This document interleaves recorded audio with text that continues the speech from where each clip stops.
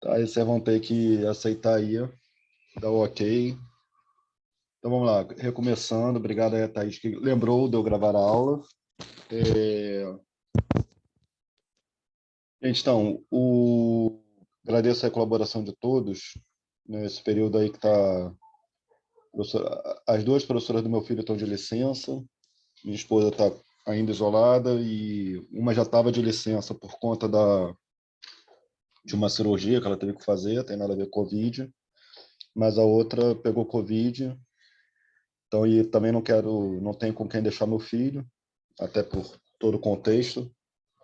E aí eu agradeço a vocês, porque isso é um tema delicado, né? A gente está no momento de discutir o ensino presencial. A gente teve, por um lado, quem foi meu aluno no semestre passado lembra disso. Eu falei, semestre passado foi um semestre de compreensão, de adaptação, de retorno à normalidade, mas esse semestre seria presencial. Então, é importante a gente ocupar o espaço da UERJ. E por isso que assim, eu tive até um pouco de resistência em dar essa aula online, né? Salvo em estágio do grupo Zoom, gostei. Salvo em estágio 2, deixa eu só esse grupo Zoom aqui entrar. Engraçado, tá dando um eco aqui para mim que nunca tinha dado.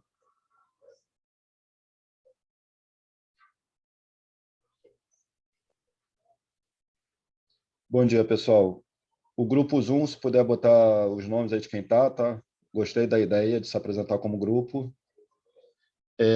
Acabamos de começar, nem entrei na aula em si ainda. Então, ocupar esse espaço das salas de aula é importante.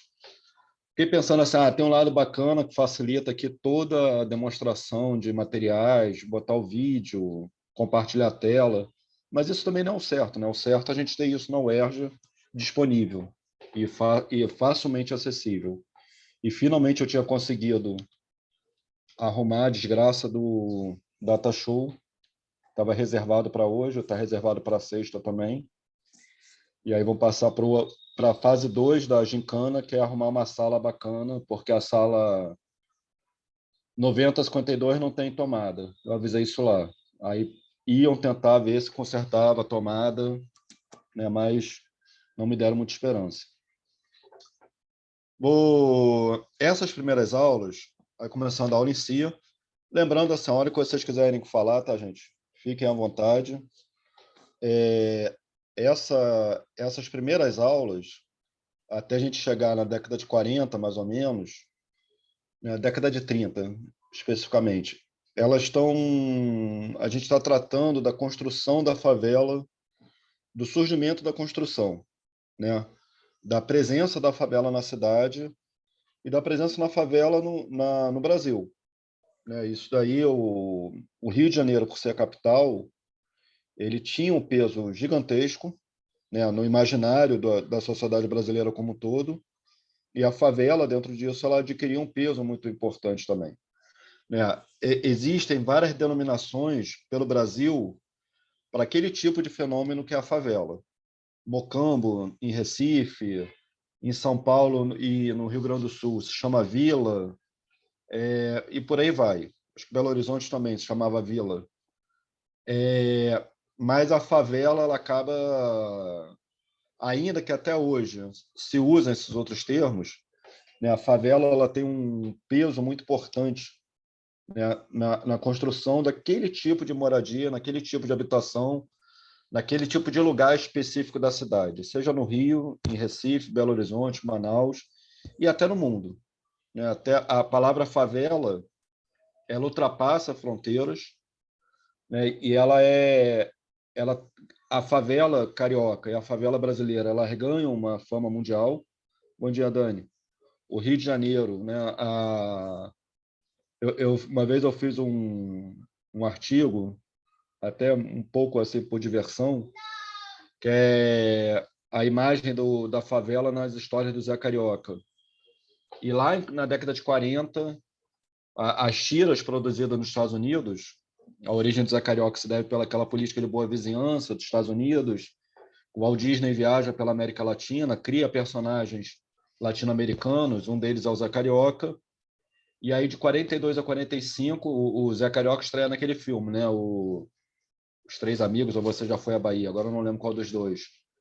Mas as tiras em quadrinhos que são publicadas em jornais americanos, ela mostra o Zé Carioca morando no barraco e fala que começa assim, falando do Rio de Janeiro, o Rio de Janeiro como a joia do Atlântico, Pão de Açúcar, Urca, Cassina, etc e tal, aquelas coisas, a praia, mas aí se refere assim, mas um, existe uma parte que é uma outra cidade, existe uma parte do Rio que é uma outra cidade. Aí mostra, assim, não mostra o morro, mas mostra um barraco, um lugar assim, que a gente rapidamente identifica como uma favela. E o texto hoje do Rômulo, então eu vou só começar a compartilhar aqui, lembrando a hora que vocês quiserem comentar, tá, gente? É só falar.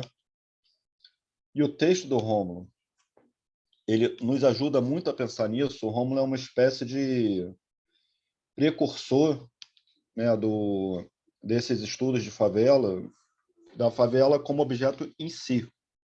Isso que é importante. Aqueles textos anteriores, né, a produção anterior, da década de 80, particularmente, vamos botar na década de 80, que é um pouquinho mais para final dos anos 70, um pouquinho final dos anos do começo dos anos 90, mas principalmente a década de 80, Oswaldo Porto Rocha, o Jaime Benchimol, o próprio Sidney Chalub, né, eles vão trabalhar com a ideia de favela muito como um produto do sistema capitalista. Né? A favela em si ela não é objeto de reflexão.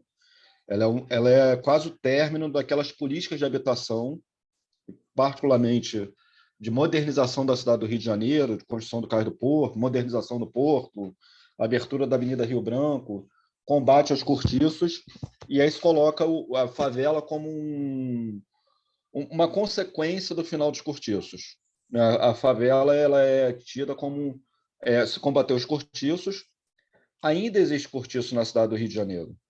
Né? A gente rapidamente, se você andar pelo centro, se você andar por algumas áreas da Zona Norte e até da Zona Sul, você vai encontrar cortiço. Um cortiço entre 50 aspas. Né? Aquilo que era considerado cortiço no século XIX, começo do século XX, ainda existe na cidade do Rio de Janeiro. Mas ninguém pensa em cortiço como problema, tirando um vizinho ou outro. Né? Eu morei na rua 2 de Dezembro, ali no Flamengo, tinha dois cortiços ali. Né?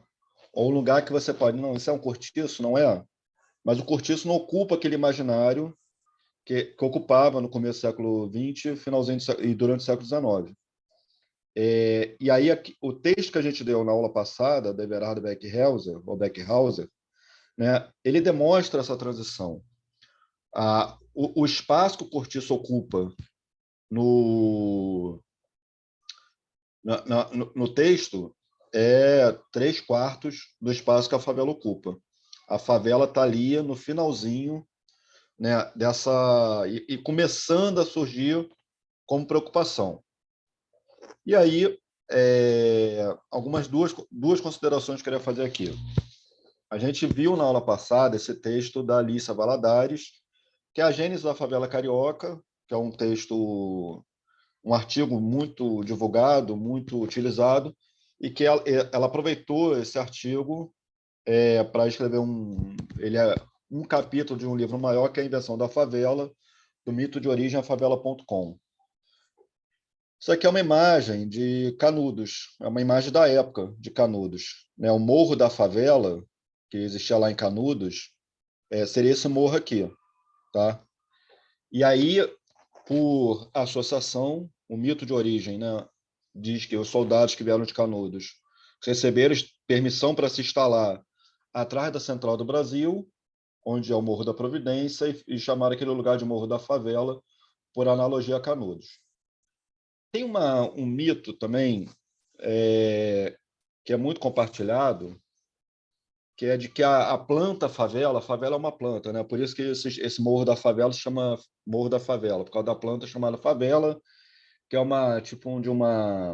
esqueci o nome daquilo, fava, supervilha, né? Que é vagem, né? Uma vagem que a planta é cáustica, né? A folha queima, tal, e aí traz essa ideia de que a favela é isso. É uma história, né, bonitinha, mas assim, não dá para quem começou a chamar aquele morro aqui no Rio de Janeiro, de Morro da Favela, não pensou, vamos batizar o lugar que a gente mora de um lugar cáustico, difícil de tocar a mão, que nós somos pessoas ácidas, nós somos pessoas perigosas. Ninguém pensou nisso, né? O Morro da Favela, ele é uma analogia a Canudos, mas o que a Alícia Valadares traz, principalmente, é que a narrativa que existia sobre Canudos em Sertões, de Euclides da Cunha, ela é transferida para o Morro da Favela aqui no Rio de Janeiro. Toda aquela descrição de Canudos, particularmente de Canudos como uma ideia de anticivilização, como ideia de gente perigosa, como ideia de gente que não se enquadra na República, é o Morro da Favela aqui no Rio de Janeiro. Tá? Então, aquela aula que a gente teve, aquela conversa que a gente teve na aula passada. E aí o Rômulo, ele vai trazer, o Rômulo, eu queria fazer duas considerações sobre o texto do Rômulo. O Rômulo trata, em primeiro lugar, não só sobre o texto do Rômulo, sobre os estudos do Rômulo. Ele trata dessa, que ele vai chamar de substantivação da palavra favela, deixa de ser um lugar específico da cidade para se tornar um tipo de lugar na cidade. E a outra, isso daí é a dissertação de mestrado do Rômulo.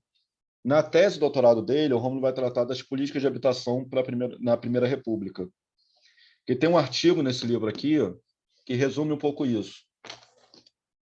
Deixa eu só deixar as pessoas entrarem aqui. Tá? Eu estou falando desse livro, gente, porque assim, não é propaganda, autopropaganda, não. Eu, Rafael e o Mauro, a gente teve muita sorte, a gente conseguiu alcançar o que a gente queria nesse livro, que é reunir essa produção. Claro que tem muita gente boa que não entrou, não estou falando assim, quem é bom está aqui dentro, não é isso.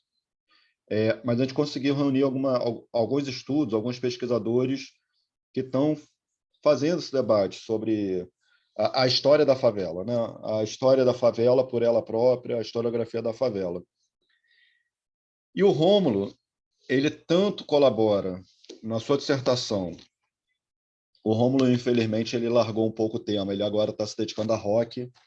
O Rômulo é professor da PUC hoje em dia, ele é uma figura muito gente boa, relativamente tímido, mas assim tem umas pesquisas sobre rock muito legais, né? Ele entende muito de música, né? Mas o Rômulo meio que abandonou o tema.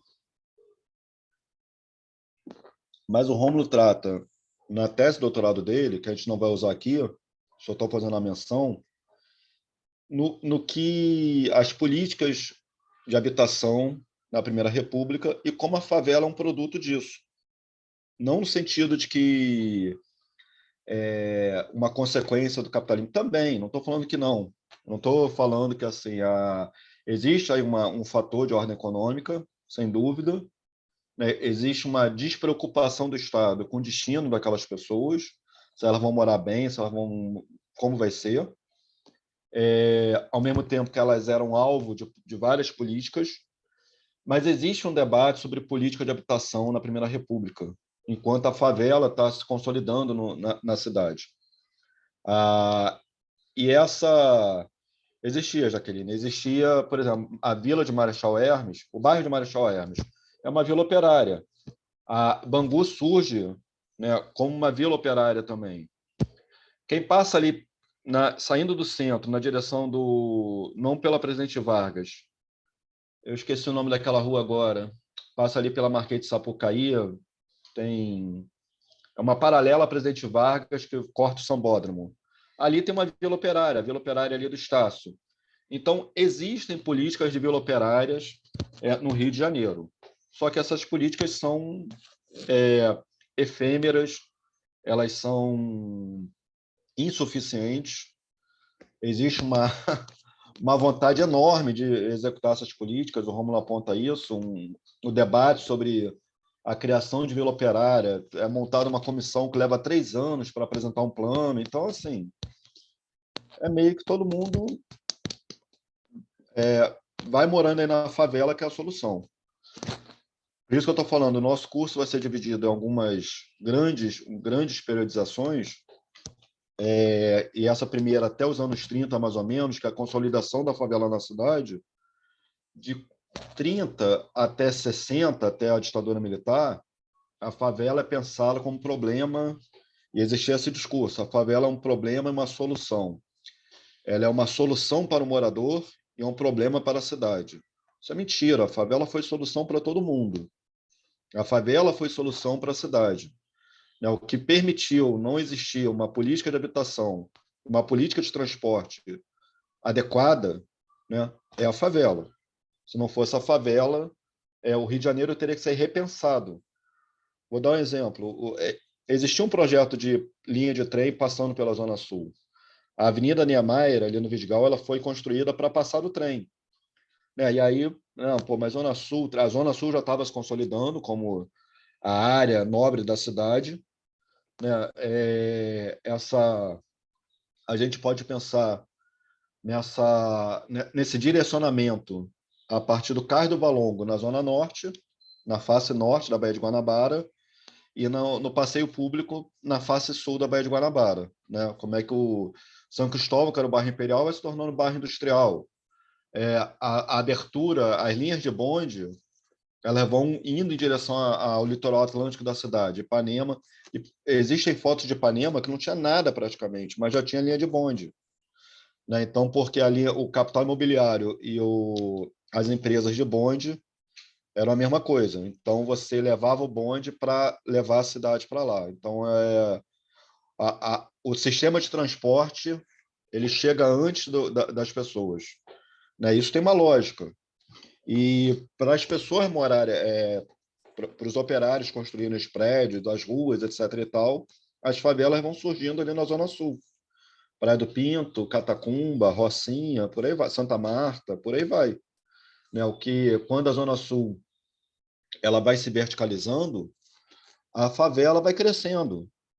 Porque hoje eu vi uma reportagem, existe um rapaz que trabalha de entrega no centro do Rio com moto, né, iFood, esses aplicativos aí. O cara mora em São Gonçalo, o cara dorme na rua, porque para economizar dinheiro, né? Então, olha a situação.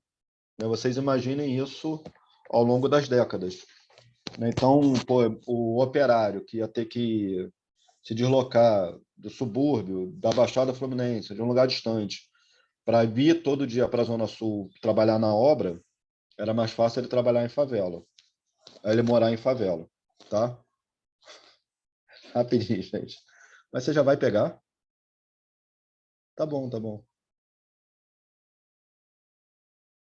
Fecha a porta aí. Desculpa aí, gente. Vem cá. Fecha a porta, não fechou não. Encosta. Empurra a porta. Tá bom, fechou. Vai, mostra a cara aqui. Vem cá. Vem cá, cara. Pronto. Esse é o famoso PP, gente, tá? Não tô vendo ninguém. Não tá vendo ninguém? Rapidinho, tá, gente? Desculpa aí. Para ele entender aqui que eu tô dando aula. Pronto, ó. As pessoas estão falando que você é fofinho.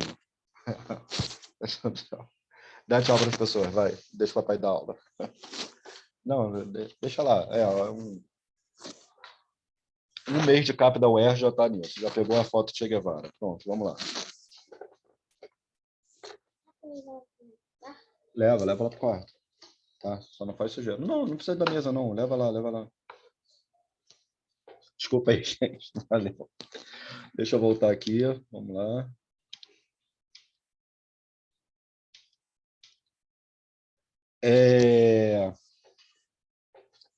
Então, o texto do Rômulo, ele traz o quê? Qual é a grande sacada do Rômulo, né? Diferente daquela produção anterior, que tratava a favela como um resultado, né, e não olhava para a favela em si.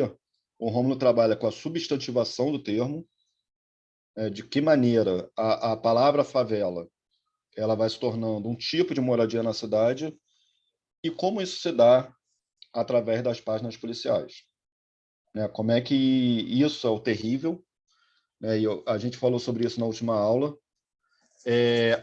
Como é que o surgimento da favela e o significado da favela, como a favela é pensada, como ela é tratada, como ela é retratada, como ela é narrada, tudo isso é através da ideia da violência e das classes perigosas. Classe perigosa, e na origem do termo, é um termo que é corrente em debates do Senado no final do século XIX, é um termo que surge na Europa, na França, mas ele acaba designando, né, e sendo utilizado aqui no Brasil, no Rio de Janeiro. Era um funcionário da prefeitura de Paris, uma espécie de policial, de delegado, né? O Fringe, depois eu mando o nome correto para vocês, que ele faz um relatório sobre as classes perigosas de Paris, né? Ele mergulha no que vai ser um submundo, né, de prostituição, mendicância, assaltos, pivetes, termos brasileiros que eu estou falando aqui, para entender quem são aquelas classes perigosas, né, de como elas pensam, como elas agem, onde elas moram, o cotidiano delas, os costumes. E aí naquilo, tudo, tá bom. E naquilo ele descreve as classes pobres. Então surge ali nessa descrição das classes perigosas uma associação automática com as classes pobres, e isso repercute no imaginário europeu, e nós aqui, que olhamos muito para a Europa, imitamos muito a Europa, pegamos isso, né? Então, as classes pobres, elas são classes perigosas, e é preciso uma permanente vigilância e um permanente controle.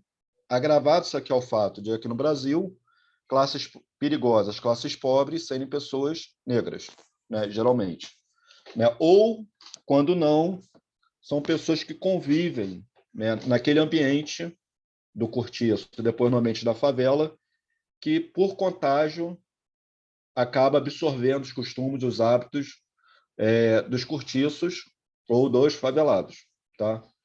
Então, nesse primeiro grande bloco do nosso curso, a gente está vendo essa construção e a gente vai ir e voltar um pouco, né, no tempo. Não tem uma periodização rígida, né, certinha. A gente vai em 1900, vai um pouco para 1920, volta para 1910, e de vez em quando vamos pegar até os dias atuais. Tá?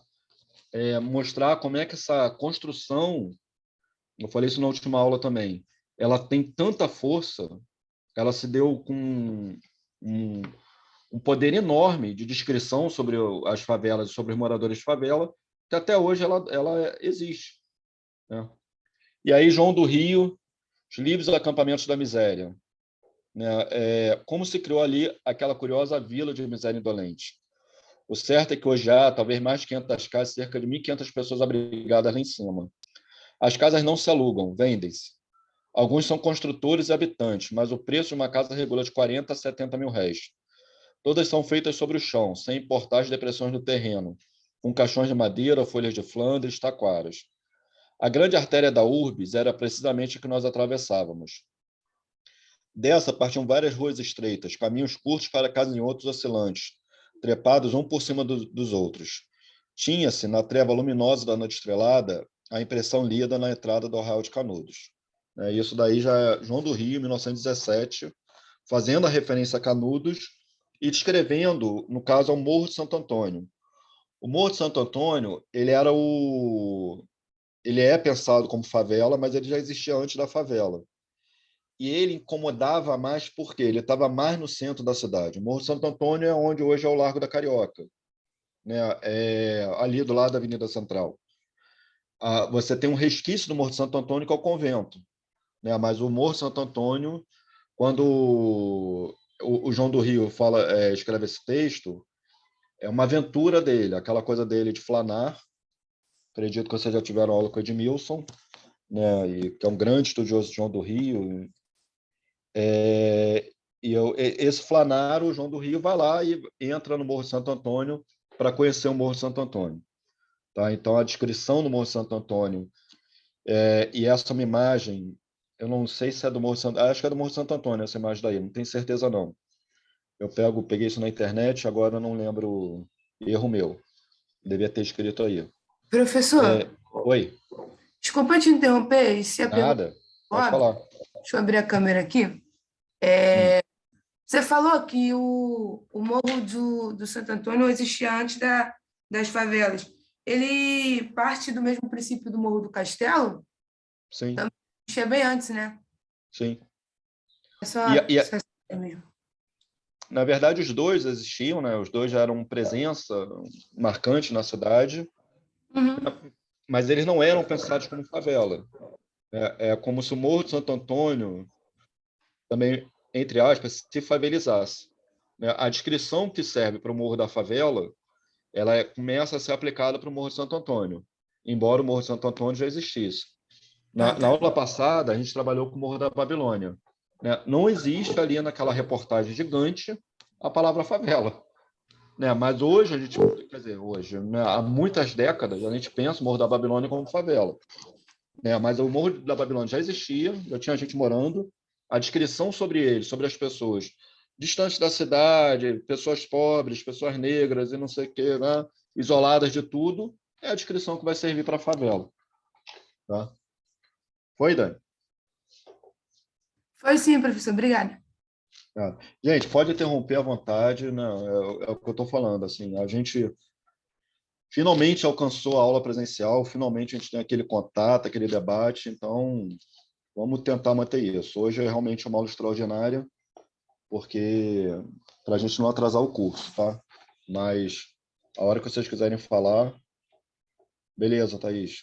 Estou lendo aqui. Obrigado, Alessandra, pela lindeza do meu filho. Prof- Vamos... Oi, pode falar. Oi. Não, eu queria voltar rapidinho numa coisa que você tinha falado, antes de a gente continuar. Deixa eu abrir a câmera aqui. Que foi sobre a formação, como que essas favelas se formaram na zona, essa construção de bairros destinados a classes mais abastadas. E você tinha falado antes dessas outras cidades, que tem outras denominações, outros nomes. Nessas outras cidades, essas vilas, que possuem outros nomes, também foram construídos da mesma maneira. A gente pode, esses trabalhadores que trabalhavam na construção desses bairros mais abastadas trabalharem mais próximos. Tá.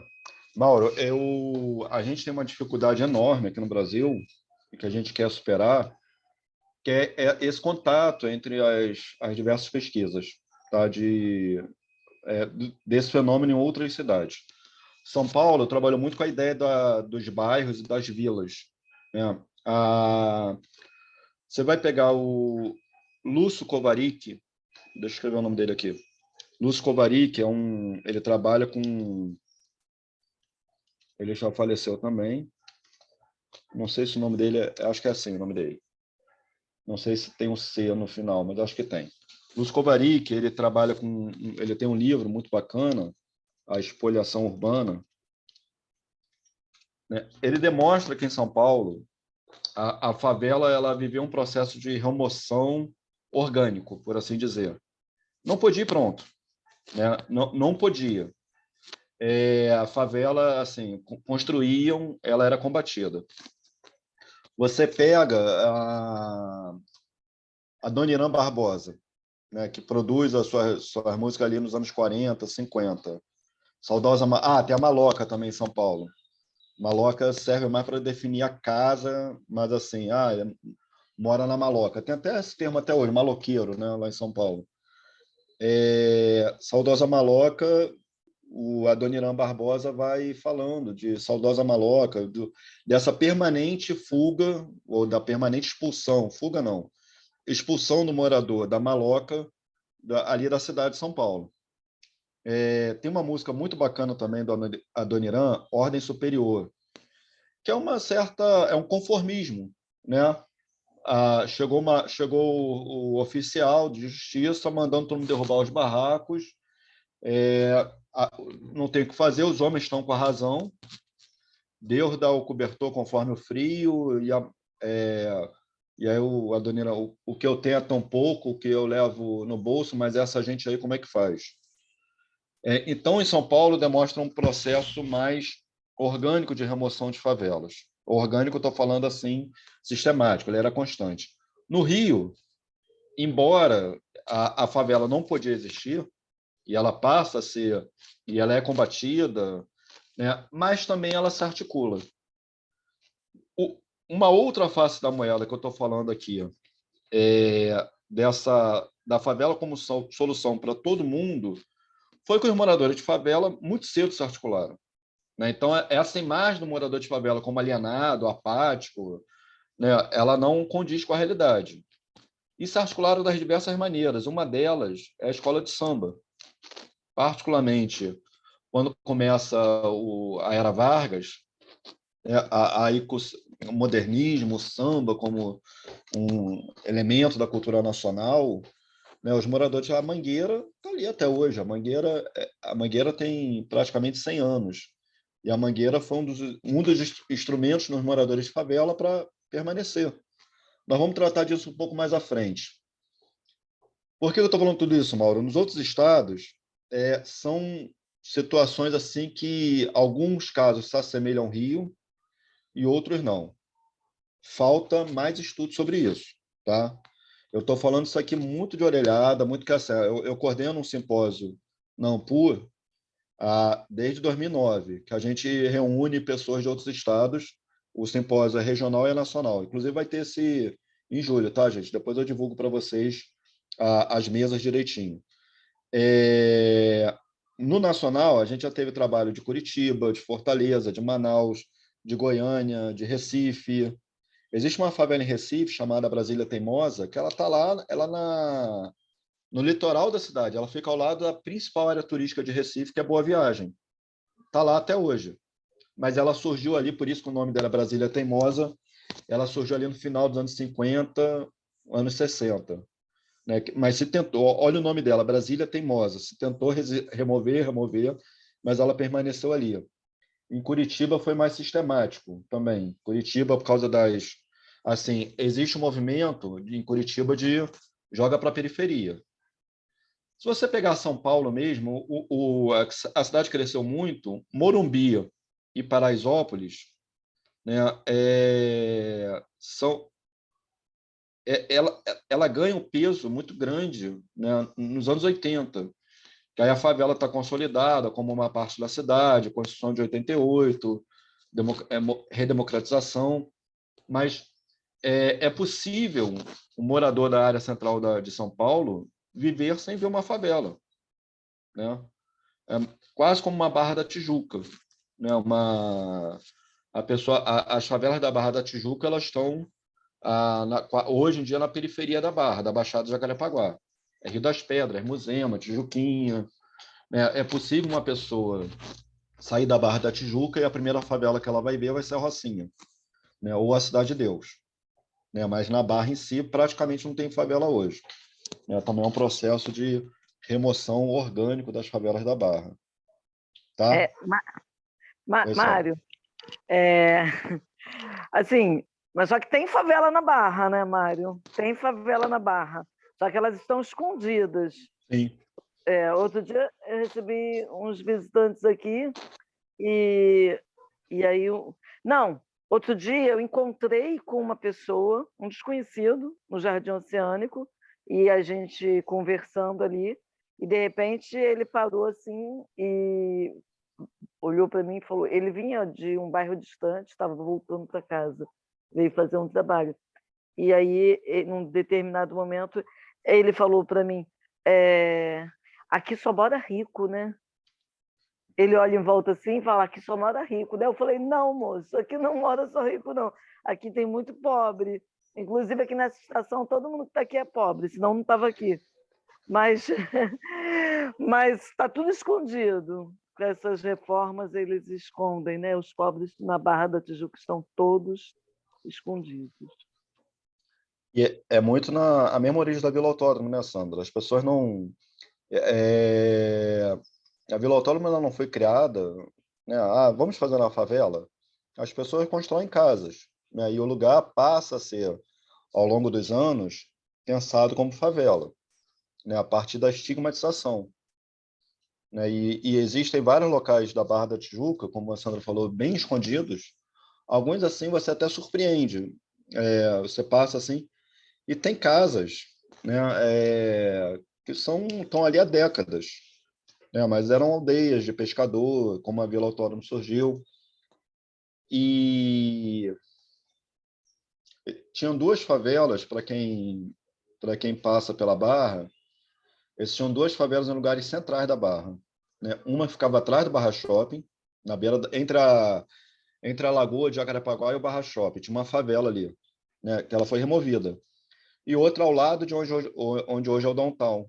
Ainda tem uma ali, né? Do outro lado da margem, né? Tem uma ali perto do metrô, perto do Downtown, né? Ali na margem tem uma, mas essa favela ocupava também a outra margem. Aí foi removida por causa do Downtown. Então, essa aí é o que a gente fala da remoção orgânica das favelas, né? Que na Barra isso age com mais força. Pode falar, Uma Jaqueline. pergunta. Eu não conheço muito a Barra, mas de repente, por não conhecer, eu sempre pensei que as favelas de lá estavam mais escondidas por causa de uma lógica de condomínio. Porque tem os condomínios lá que a pessoa não precisa sair para nada. Aí é mole, né? Separar, não ter favela. A pessoa nem sai do portão do condomínio, de lá para o carro e olhe lá. Também, mas é isso que a Sandra falou. De fato, elas ficam escondidas, até por não ser em morro, né? Tirando as favelas ali do Taiangá, né, que começam a subir Morro do Banco, Tijuquinha, a própria Muzema, né? A Muzema era plana, a Muzema começou a subir o morro. E tem uma também, né, Sandra? A gente esqueceu ali, a da Jaqueline, que é a Barrinha. A Barrinha é uma Sim, é. favela que fica ali, ó, quem conhece a Rua dos Motéis, ela fica bem na Rua dos Motéis, né? E aí é uma, ai, gente, é uma coisa tão, eu queria falar um palavrão aqui, mas vamos segurar.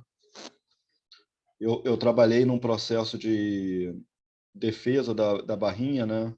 Um laudo que eu fiz para a Barrinha. Quem queria tirar a Barrinha, né? Depois eu posso até mostrar onde ela fica aqui no mapa. Era o pessoal no condomínio de casas ao lado que falava que a Barrinha, aí acho que o promotor morava ali, entendeu? E aí o promotor move uma ação contra a Barrinha, contra a prefeitura, e alegando que eles causam dano ao meio ambiente urbano. Gente, a Barrinha ela não está nem em morro, não tem floresta, nem na beira da lagoa. Esse condomínio de casas que as pessoas moram e que o promotor mora e que moveu, né, ele sobe a Floresta da Tijuca, ele fica no morro.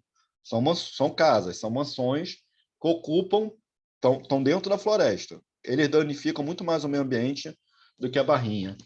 Mas o promotor chega a pedir para tirar a favela, né? São 50 famílias aproximadamente, remover a favela, isso estou falando agora, tá? 2019, né?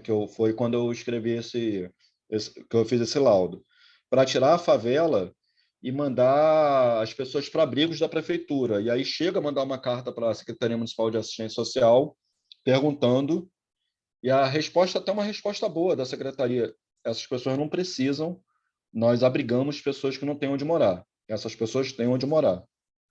Então, olha só, olha o raciocínio desse promotor, né? Ele prefere tirar 50 famílias dali, mandar para abrigo.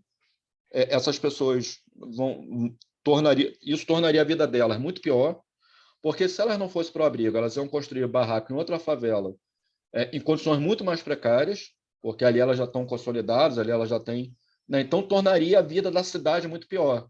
Mas a pessoa acha, mas eu não quero a favela aqui na minha frente. E, gente, você passa por ali, você não vê. Se for pensar por essa lógica de classe média, a favela ela está limitada por uma escola, uma igreja e um hotel, né? E pela rua. Ela não tem para onde crescer. Não tem como construir um prédio ali, né? Então, assim, é um preconceito de classe média muito imbecil mesmo, que move algumas pessoas. Deixa eu voltar aqui ao texto do Rômulo, reforçando a hora que vocês quiserem falar, tá? Porque eu queria ainda passar essas duas fontes primárias, mas e aí o que explica, né, essa lógica desse promotor, mais de 100 anos depois, tá ligado a isso aqui também, né, que é como eu estou falando aqui, a consolidação da favela na cidade, né, o surgimento da favela na cidade e no imaginário vai se dar a partir disso aqui, né? A descrição do local da favela como local de gente perigosa. Rapidinho, gente.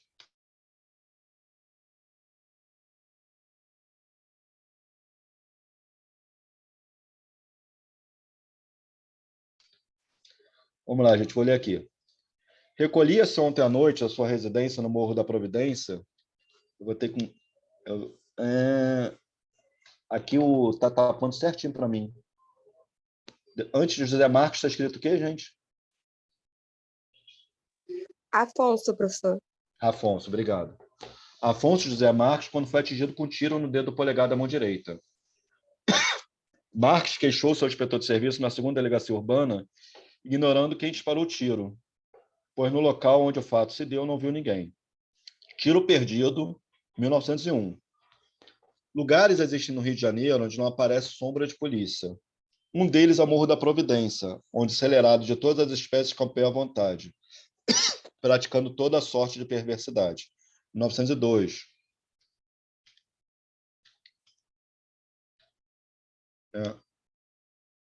Peraí, eu avancei um pouco aqui. E aí o que o Rômulo está demonstrando é que a favela vai sendo construída pela imprensa, né? Jornal do Comércio, 1901. Muitos dos habitantes desta capital, se não a grande maioria deles, ignorava, como nós ignorávamos, a existência de um bairro novíssimo, construído sem licença nem ciência das autoridades municipais. E julgamos também que sem autorização do governo da União, que devia ser ouvido, pois esse bairro se levanta em terrenos do Estado e já tem população muito apreciável. E aí a descrição da favela, em 1909, do que é... E aí isso que dá o título da dissertação do Rômulo, Aldeia do Mal, que é a descrição da favela, tá? Correio da Manhã, 1909. É o lugar onde reside a maior parte dos valentes da nossa terra, e que exatamente por isso, por ser esconderijo da gente disposta a matar, por qualquer motivo, ou até mesmo sem motivo algum, não tem o menor respeito ao Código Penal nem à polícia. Também honra lhe seja feita, não vai lá senão nos grandes dias do endemoniado vilarejo. E aí nós estamos falando de Morro da Favela, Saúde, Gamboa, Revolta da Vacina, Pequena África, toda aquela área ali do centro, né, que vai se tornando que é uma área visada pelas autoridades, e o Morro da Favela ele vai representando quase que assim o pior disso tudo, né? E é dessa maneira que o Morro da Favela e a favela entram, né, para o imaginário e para a descrição do que é a favela, né? A favela ela surge a partir desse estigma, a partir dessa descrição daquele lugar ser um lugar de gente perigosa, ser um lugar de criminosos, ser um lugar de vagabundos, ser um lugar de gente que não trabalha, ser um lugar de gente que assim não tem apreço ao Código Penal, que o Estado não se faz presente, que as casas não se alugam, vendem-se no João do Rio, a ideia do terreno não é de ninguém. Exatamente, não só os contestadores, né, Catiane? O indesejável, né? O que é indesejável na cidade, o que não deveria existir, está ali. Por isso que esses locais, né, ao longo das décadas seguintes, né, na Barra da Tijuca, por exemplo, são pensados como favelas, locais que não surgem como favela, que a origem, por exemplo, você pega a Cidade de Deus, né, você pega os conjuntos habitacionais, né? Cidade de Deus, alguém falou aqui da Nova Holanda também, acho que foi a Daniele falou na última aula da Nova Holanda. A Nova Holanda surgiu como centro de habitação provisória. Os conjuntos habitacionais eles surgem pelo Estado. Então, olha lá, não é ilegal, é construído pelo Estado, as pessoas, em tese, teriam título de propriedade ou de posse, mas são pensados como favela. Por quê? Porque ali existe o que não deveria existir na cidade, né? Seja pelo crime, seja pela raça das pessoas, seja pelos comportamentos atribuídos, né? Então, a ideia de que ali na favela tem gato, as pessoas não têm educação e por aí vai, né? O que essa descrição ela está na origem, ela está no DNA da favela. Alguém quer falar alguma coisa? Acho que eu quero, Mário. Pode falar, Sandra. Assim, deixa eu ver como é que eu vou falar. Eu tenho uma certa, assim, essa coisa quando você fala que não surge como favela, isso, para mim, é um pouco difícil, assim, porque a minha compreensão, tá, do que é uma favela, do que representa a favela dentro do nosso processo de construção urbana, tudo isso está muito relacionado, Mário, ao processo de escravização, a séculos de escravização, entende? De uma população que, após a dita abolição, é uma população que é despejada nas ruas da cidade sem nenhum tipo de reparação social, de políticas públicas nenhuma.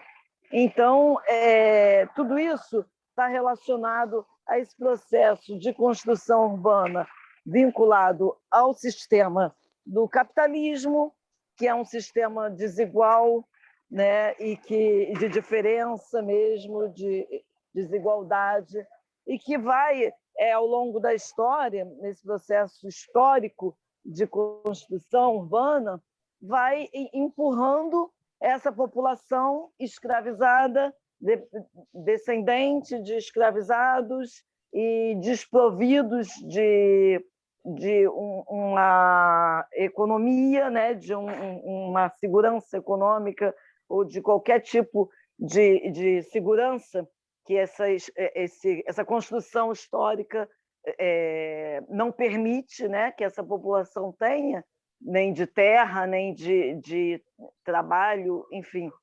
E aí essa população, Mário, é que vai sendo justamente, vai habitando esses espaços que não possuem nenhum tipo de infraestrutura, esses espaços precários da cidade, né, do país.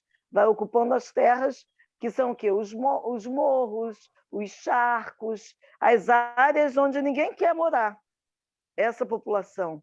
Então, para mim, assim, a favela ela está muito relacionada a esse segmento social, a essa população, independente de ser na Barra da Tijuca, de ser as margens, né, de rios, lagoas, morros, é dessa população que a gente está falando. Para mim, a origem da favela está muito vinculado a isso, entendeu? É isso, Sandra, exatamente, está certo.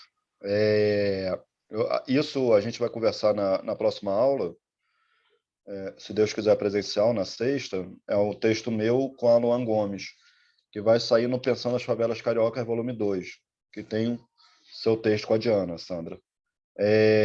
O Aluan, só explicar para vocês rapidamente a origem desse texto, o Aluan ele é mestre em História pela UFRJ, e ele fez uma dissertação muito bacana sobre o Morro do Turano, e já eu tive na banca dele, por isso que a gente sentou para escrever esse artigo, porque o Aluan ele é ex-morador do Morro do Turano, e ali ele conhece bastante, é negro, e ele veio com a questão étnica, né, racial, e isso é uma ausência, e assim, a gente tem feito autocrítica, e é uma tentativa de eu chegar nesse debate também, né, de não... É preciso pensar a favela a partir da questão étnico-racial. Isso está na origem da favela também. A favela herda isso do cortiço, né, e aí vocês vão... Essa ideia das classes perigosas, que está ligada à cor da pele das pessoas, e está ligada a essa questão que você falou dos escravizados, dos seus descendentes, né? Então, eu não sei se eu uso essa frase nesse texto, não me lembro agora, ou se eu falo em aula, né? Se eu e o Aluan usamos essa frase, né? A favela é o lugar de negros, na sua origem, e, e aquele lugar de negros é uma favela. As duas coisas estão muito ligadas, né? Eles moram na favela porque eles são negros, e eles são negros porque moram na favela. Parece uma mera troca de palavras, mas não é, né? Os lugares na cidade que eram ocupados por essas pessoas eram pensados a partir de estigmas, né? Da, da falta de cultura, da falta de educação, da falta de civilidade. E ao longo do século XX, um outro estigma vai se juntando, que é o estigma do migrante rural, né?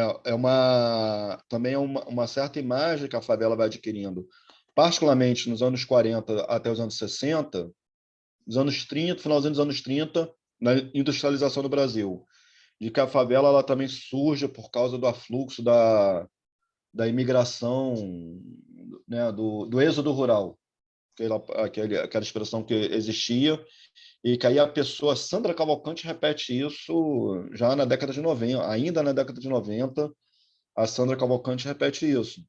Sandra Cavalcante, que foi secretária do Lacerda, de que a pessoa não sabia morar na cidade, a pessoa não sabia morar na casa, né? Então, ela transformava o barraco numa extensão da roça, né? Porque a pessoa não sabia usar vaso, etc. e tal.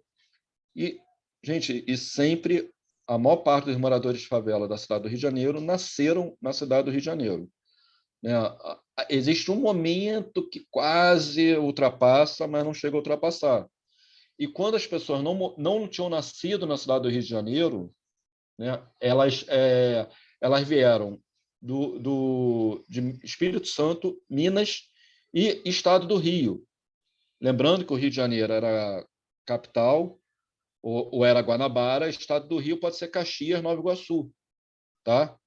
Então, a pessoa que se mudou de Caxias, Nova Iguaçu, ela veio de outro estado para a cidade do Rio de Janeiro e entrava nessa conta. Então, outro mito também que a favela carrega ao longo das décadas é essa da origem rural dos seus habitantes. Mas exatamente isso a gente vai tratar no texto que vem, essa questão étnico-racial já está disponível lá no Drive para vocês, tá? Sandra, eu acho que a gente não termina esse debate, tá? Eu acho que esse debate vai continuar. Beleza? Tá, Mário, claro. Foi só um comentário, porque assim, quando você fez essa fala, né, da origem da favela, da diferença e tal, aí, porque isso é uma questão que volta e meia aparece, sabe, nos debates, né? E é isso aí que você falou, essa questão racial, ela precisa ganhar mais visibilidade, porque as pessoas precisam precisa ser dito isso, é isso. Isso. Eu faço uma autocrítica aqui, né? Eu estava conversando isso numa banca de qualificação que eu tive agora na segunda, em que a menina trabalha com a Cruzada São Sebastião e ela trabalha no aporte étnico-racial.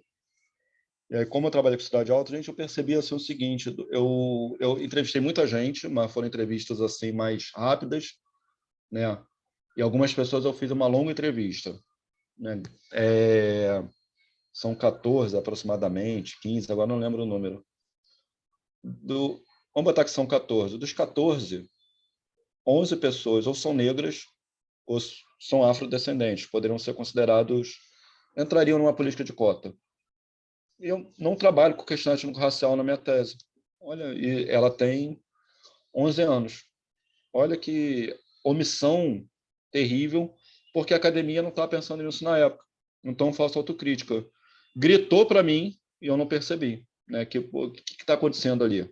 Né? Então, a gente, hoje em dia, tem o Samuel Oliveira, que é do Cefet, várias pessoas estão lidando com essa questão étnico-racial, e isso se deve principalmente à entrada de negros na universidade e a presença de pessoas oriundas de favela nesse debate, né? É um tapa na cara de que isso daí precisa ser discutido.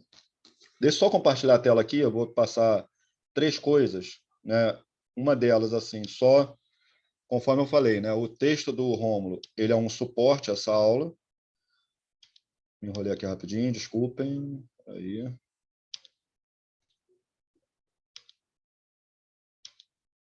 Espera aí que eu perdi vocês aqui, gente. Pronto. Achei vocês de novo. Então, o texto do Rômulo, ele é um suporte, é uma contextualização disso que a gente está falando. Eu vou só terminar essa parte da conversa sobre o texto do Rômulo para a gente passar para as fontes. Né? Nesse trecho aqui, ó, um documento encaminhado ao diretor da Saúde Pública. Há uns 30 dias, abusivamente, se estão construindo no Morro dos Telégrafos, a pouco metros da Estação da Mangueira e de São Francisco Xavier, casebres que nada invejam os que no Morro da Favela de Santo Antônio se encontram. A favela de Santo Antônio está misturado aí. Né? Ele está falando da Mangueira, o que vai ser o Morro da Mangueira, que está falando Morro dos Telégrafos. Né? Então, a Mangueira está surgindo aí em 1910. No mesmo sentido, uma notícia publicada pelo Correio da Manhã possui o seguinte título: Na Chácara do Céu, imitam-se agora as construções da favela e do Morro de Santo Antônio. Né? Reportagem fala sobre mais de 30 barracas já existentes no atual Morro de São Carlos. Tratava estritamente das formas de se morar. Ou seja, a favela, quando termina a primeira década do século XX, ela já está consolidada, ou está se consolidando como um novo tipo de moradia na cidade. Né? Assim como a favela, outras favelas estavam surgindo na cidade do Rio de Janeiro, ou outros lugares que tinham aquela característica atribuída à favela passavam a ser pensados como outras favelas. Né? Então, favela vira um substantivo. E aí vou passar para o outro compartilhamento aqui, que é o texto do Benjamin Constant, tá? Que também demonstra isso de uma forma assim excelente, né? Vamos lá, Benjamin Constant, né, é um cronista. Esse texto foi escrito na década de 20, se eu não me engano, ele é de 1924. Ele escrevia no Correio da Manhã, eu acho. Ele escrevia em jornal, são colunas, né? E ele publica esse livro que está disponível aí na internet, que eu mandei para vocês, né? Mistérios do Rio. Então, ele já entra ali, né? Vamos ao Morro do Crime? Vamos. A favela ao longe, com seus casebres minúsculos, parecia um presépio imenso. Descemos na Rua da América, uma das mais sórdidas do Rio de Janeiro, enlameada e imunda, ligada ao Morro do Pinto pelas Pontes dos Amores. A favela, com seus casebres, rebrilhava ao sol. Ponte dos Amores. Ela bem que podia se chamar Ponte dos Suspiros, como a sua colega de Veneza. Apesar de não ser de mármore, como a Ponte dos Doges, e sim de madeira muito tosca, a ponte que liga o Pinto à favela tem visto também suspirar muita gente. Tem visto muitos suspiros de agonia. Há bem pouco assaltava-se em pleno dia, na Ponte dos Amores. À noite matava-se.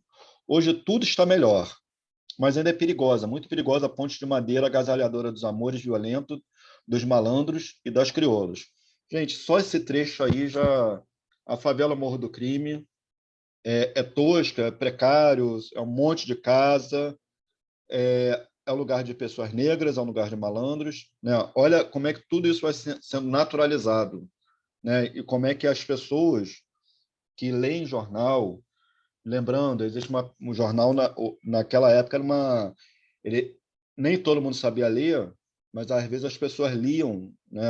Para uma pessoa que comprava o jornal, sabia ler, lia para 4, 5 pessoas. Então, o papel da imprensa na construção da favela, para o Rômulo, ele é fundamental. Né? É a descrição da favela, e isso daí já estamos na década de 1920, como é que essa descrição está consolidada e naturalizado. Favela é o lugar do roubo, do malandro, de negros, né? É o lugar da precariedade. Crime tem seus especialistas e sua perfeita organização. Assim é que no Morro do Pinto só moram vigaristas. Não há confusão, cada especialista no crime tem sua zona predileta para morar.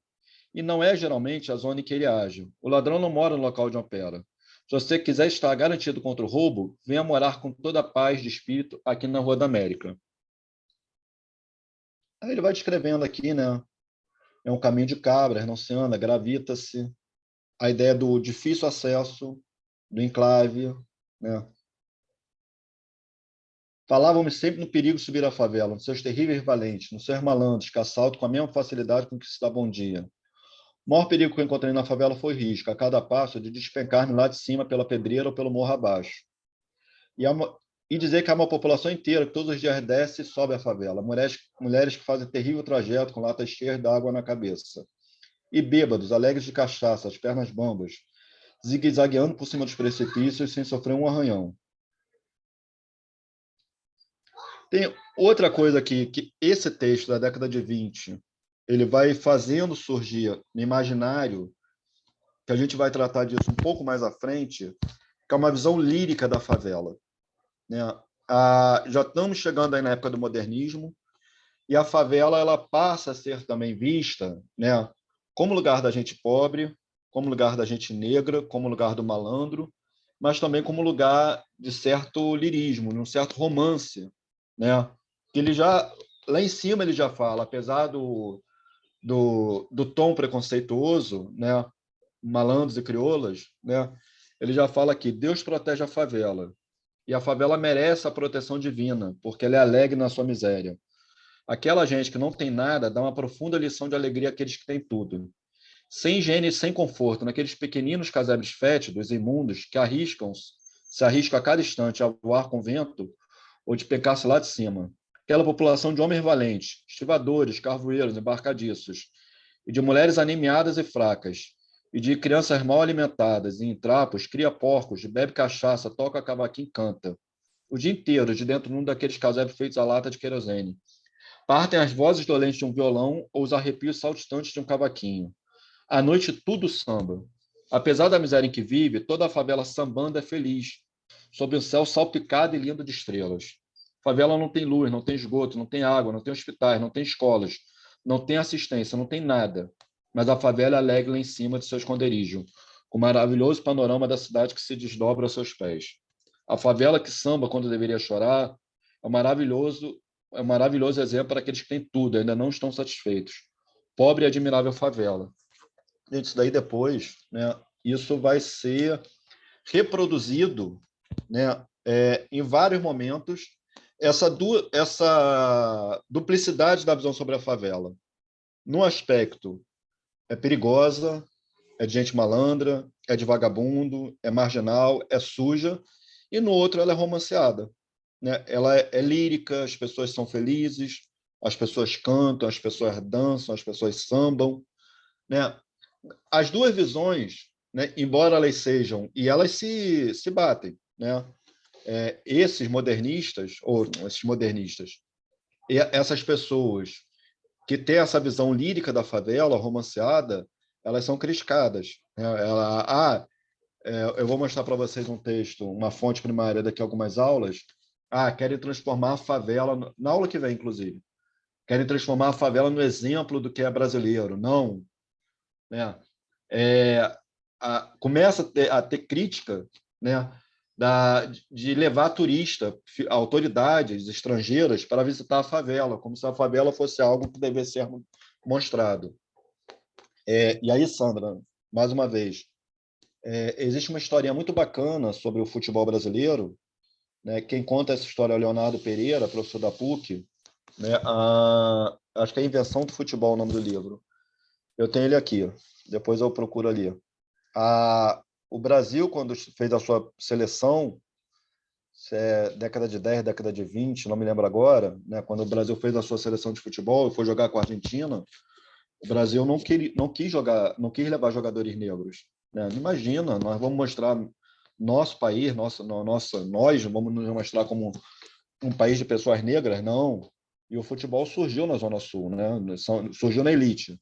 Aqui no Rio de Janeiro, na Zona Sul do Rio, Flamengo, Fluminense e Botafogo, são os 3 times de baixo da Zona Sul, que já estava consolidada como a área da elite da cidade, né? E aí não chamaram os negros. Em São Paulo também é a mesma coisa. Né? São pessoas que foram para a Inglaterra, que trouxeram bola, que aprenderam a jogar futebol. E aí o Brasil tomou uma traulitada da Argentina, e aí tiveram que convocar os jogadores negros para jogar na seleção. E aí o Brasil ganhou. Né? Então, nós temos aqui os ideais eugenistas, eles eram política pública. Né?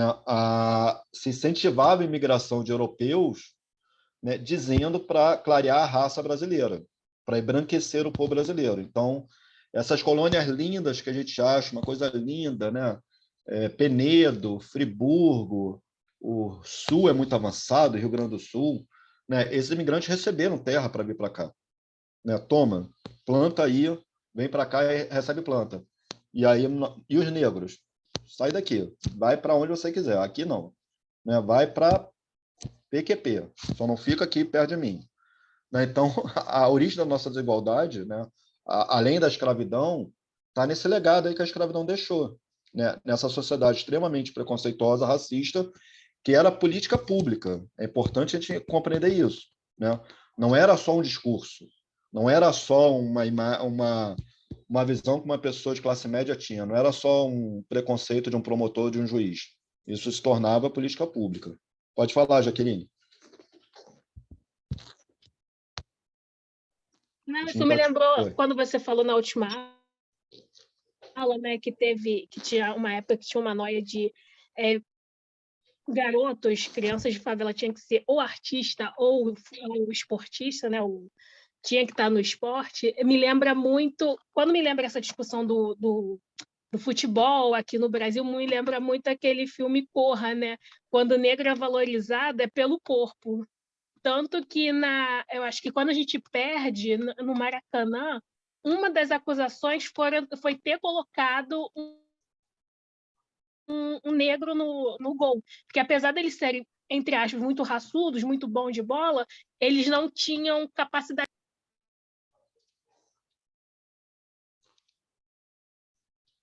Oi, cortou aí no final, Jaqueline. Então, o problema de ter colocado um negro no gol é porque, apesar deles serem bons fisicamente, eles não tinham capacidade para aguentar a pressão. Então, eles não podiam. Um negro não podia. Entendi. E aí isso realmente, de fato, era, né, essa visão da falta de equilíbrio, da falta de racionalidade, né? Coitado do Barbosa, né? Aí veio o 7-1, né? Barbosa, coitado, sofreu a vida inteira e até a gente tomar um 7-1, aquilo sim que foi vergonha, né? Gente, olha só, a gente está nos últimos 20 minutos, eu vou passar um vídeo aqui, que é um vídeo de uns 13 minutos, Couro de Gato. É um vídeo produzido na época, né, do Centro Popular de Cultura da Uni, dos anos 60. E aí, eu queria que vocês prestassem atenção no vídeo, nesse curta-metragem, e de que maneira tudo isso que a gente está conversando aqui na aula, nessa de hoje, na aula passada, e que a gente vai conversar também na aula que vem, está sendo demonstrado nesse vídeo. Deixa eu compartilhar aqui com vocês, espera aí. Deixa eu primeiro achar o vídeo aqui, pronto.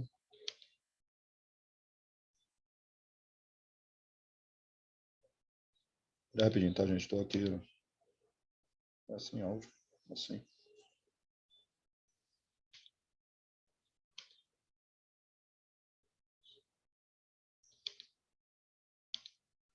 Achei, peraí.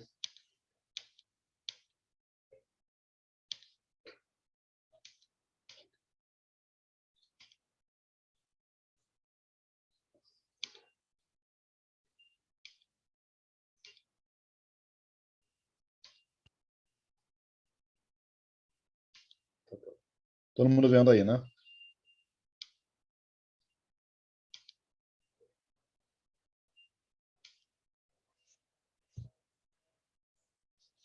É 13 minutos, tá? Tá 15 aí, mas não é 15, não.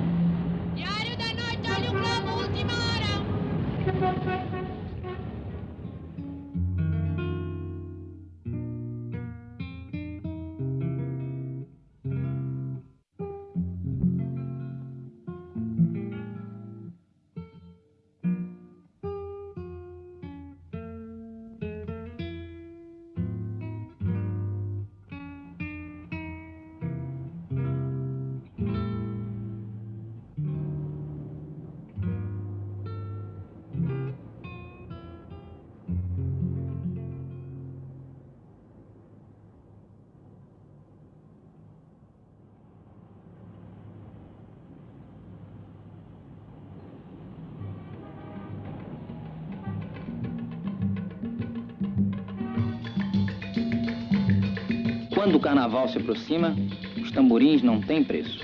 Quem quiser encontrar o amor, vai ter que sofrer, vai ter que chorar. Quem quiser encontrar o amor, vai ter que sofrer. E na impossibilidade de melhor material, os tamborins são feitos com couro de gato.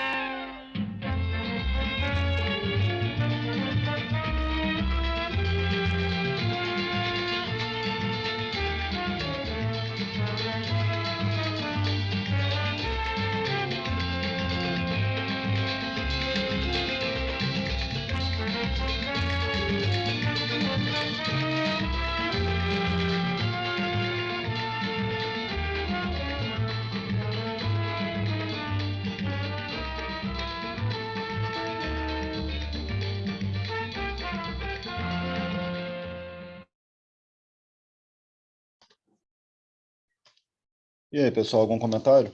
Já tinham visto esse filme?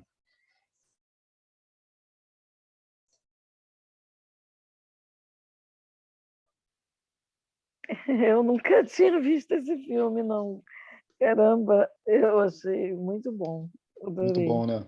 Muito bom, nossa. Mostra várias realidades assim que eu, né, ao mesmo tempo, em tão pouco tempo, essa coisa do gato, né, do couro do gato, É.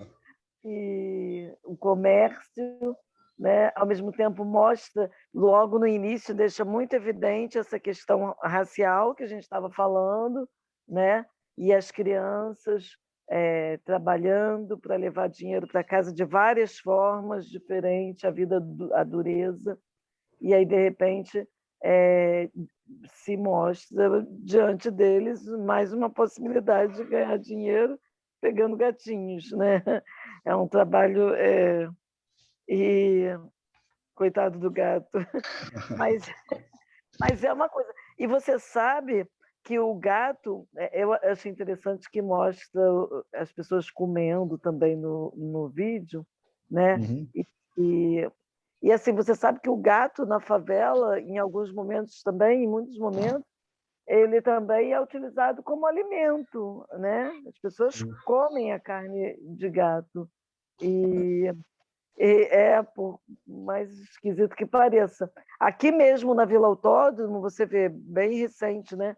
Antes da remoção, teve um período que os gatos começaram a desaparecer e depois a gente descobriu que tinha um grupo de homens, tá? Uhum. Uma galera que comia gato, que estava pegando os gatos e comendo. Eles achavam isso, sei lá. Fazer churrasco é o famoso filé miau. Cara, é incrível, isso acontece de verdade, né? Já, É. já passo para você, Rodrigo. Eu acho que eu já comi assim por engano, mas vamos lá, deixa isso quieto. Famoso comprando como é que é gato por lebre. É, vamos lá, Rodrigo. Pode falar, Rodrigo. Não, eu tinha visto esse filme já. Eu acho que é bacana que ele sintetiza muito a dicotomia do favelado, né? Que é, eu posso ter o que tem que ter as outras pessoas ou a minha necessidade, né?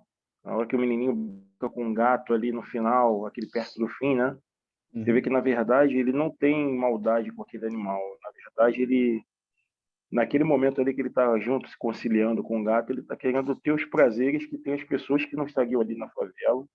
Mas aí, quando ele vai comer e vê que a comida dele está acabando, ele cai em si. É a corda bamba do favelado, né? Na verdade, do proletário, que a gente pode falar como favelado aí no recorte que a gente está fazendo na matéria, né? Isso. E também outro detalhe é a quarta parede, né? Que gosto de falar muito no teatro, que é o que acontece na hora que eles vão tentar tomar alguma atitude e chegam na favela, né? Aquele medo de subir a favela. Um respeito que, na verdade, é mais medo que respeito, né? Quando vem ali o Milton Gonçalves, saudoso Milton Gonçalves, hoje saudoso, né? Eu acho que ali é um filme que sintetiza muito bem a favela, como ela é vista pela sociedade, né? E que a gente pode trazer para o tempo de hoje essa questão, né? Essa diferença, né? O que eu posso ter, né? Trabalhar a questão do que hoje a gente fala do tênis, né? O tênis de marca, né? Que é o garoto que é o produto que botam na berlinda, né? O gato hoje é o tênis de marca, né? Hoje já desde a década de 90, né? Eu acho que é isso que pode fazer, sei lá. É isso mesmo, Rodrigo. Pessoal, a gente já está chegando no finalzinho da aula. Deixa eu só fazer um comentário final aqui, se mais alguém quiser falar alguma coisa, fique à vontade. Mas exatamente isso. Eu acho que ali, esse filme, 1960, ele vai ficar famoso naquela junção de curtas, que é o Cinco Vezes Favela, né, do CPC da Uni. Ele resume bem exatamente isso que você falou, Rodrigo. Ali chega um momento ali, todo mundo correndo atrás dos meninos, quando os meninos entram na favela, opa, né, existe uma fronteira ali, existe uma divisão, e o filme, né, Cinema Novo, trabalha muito com isso o tempo todo, né, os barracos, aí estamos falando ali, Cantagalo, Pavão, Pavãozinho, que está ali na área nobre da cidade, Ipanema, Copacabana, né, e como é que a cidade vai aparecer ali, o mar, os edifícios, e a favela como um ambiente realmente na época da precariedade, né? Porque não faz sentido a pessoa investir, né, um trabalho, tempo, dinheiro para fazer uma casa de alvenaria, se a qualquer momento ela pode ser expulsa dali. Essa provisoriedade, ela estava na mentalidade de todo mundo, a qualquer momento isso pode acabar, né? Então, quando as favelas, já nos anos 80, sinaliza-se assim, ó, vocês vão continuar aí, é direito de vocês, imediatamente as favelas passam por um processo de melhoria, de urbanização, os moradores reformam suas casas, fazem casa de alvenaria, mas nos anos 60, 50, ainda era o ambiente da precariedade, ainda esse contraste enorme, e isso que o Rodrigo falou exatamente, né? Quando aquele grupo todo ali que corre atrás dos meninos, quando eles entram na favela, opa, parou, é um outro mundo. A ponto de o Zueni Ventura, em 1992, publica o livro Cidade Partida, que também é uma ideia super bonitinha, que denuncia, né, que existem duas cidades, mas não é, gente. A verdade é que assim, essa cidade ela é uma só. Ela tem desigualdade, ela tem hierarquização, ela tem dominação, né? Os meninos vão para a rua para engraxar sapato, para vender amendoim.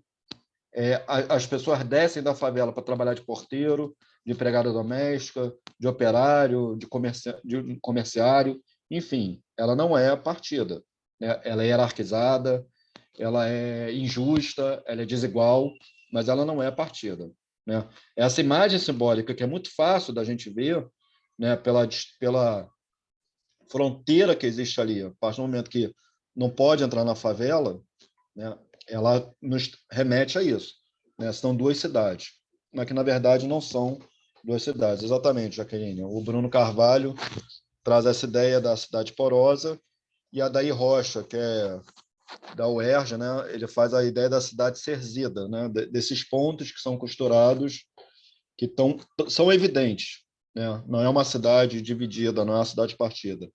Ela se junta de maneira desigual, mas ela é uma só. Alguém quer falar mais alguma coisa? Faço apelo aqui, então, para que, mais uma vez, agradeça a colaboração, né, a compreensão aí, e a colaboração entre vocês também. Achei bacana vocês se entenderem. Ver comigo aqui no tablet, no celular, a gente vê junto. Vocês estão de parabéns.